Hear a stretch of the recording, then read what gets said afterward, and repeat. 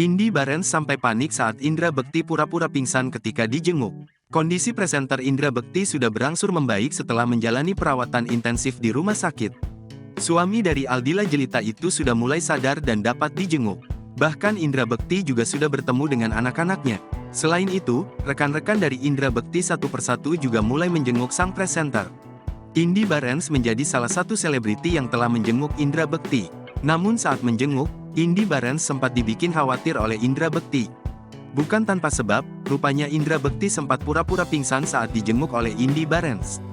Hal tersebut diungkap Indy Barens setelah menjenguk Indra Bekti di Rumah Sakit Abdi Waluyo, Menteng, Jakarta Pusat, Jumat, tanggal 6 Januari tahun 2023. Menurutnya, saat ini kondisi Indra Bekti sedang pemulihan seusai pendarahan di otak.